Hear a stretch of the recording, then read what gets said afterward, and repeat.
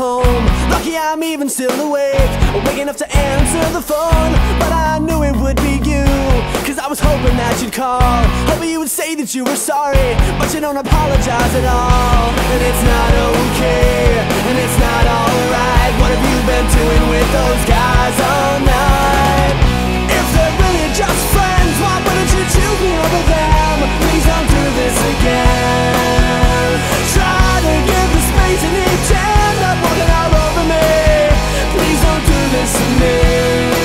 Oh no, please don't do this to me.